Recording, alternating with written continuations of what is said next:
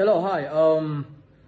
Nizere kumeze neza cyane. Hari ibintu bikunze kuvugwa n'abantu je ntemeranya nabo ngo umustar ngo n'umuntu nk'abandi barababeshya.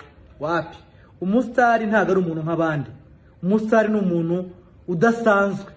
Nko kubona umusirikare, nko kubona umupolisi, nko kubona umupasteri, nko kubona abantu ntago ari abantu basanzwe.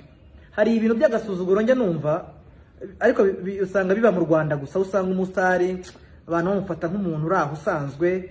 Umusitari ni umuntu ukomeye mw'abantu. Inzego z'umutekano mujye mumenya ko umusitari adasanzwe. Impamvu adasanzwe nuko usanga yitwa influencer. Impamvu adasanzwe nuko haba ikirori ugasanga aratumiwe, ikirori cyo kubwira abantu kwipimisha kanseri, cyo kubwira abantu gukora ubukangurambaga. Abasitari baravuga abantu bakabumva. Igikundiro ntago umuntu akigira kubera ko ari ibintu bisanzwe. Oya, miliyoni 15 z'abanyarwanda umuntu akavamo akamenyekana, warangiza ngo birasanzwe.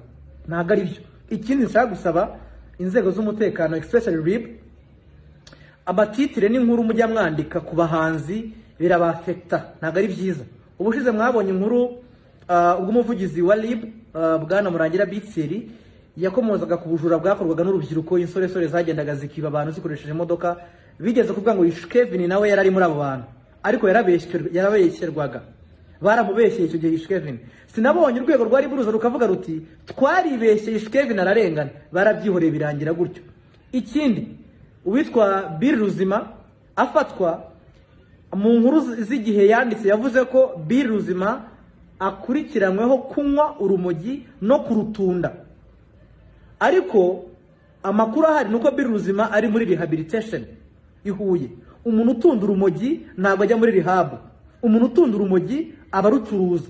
Umuntu utunda urumogi aba yambukiranya imipaka. Rero mwabyise inyito itariyo. Bill Ruzima ntabwo atundaga urumogi, yararukoreshaga guhera 2022 nk'uko igihe cyabyanditse. Ingingo yo gutunda urumogi kwa Bill ntago ariyo. Ibyerekana ko atariyo rero nuko Bill Ruzima atajyanywe mageragera, ahubwo yagiye muri rehab nk'umuntu ukoresha urumogi apana urucuruza. Mujye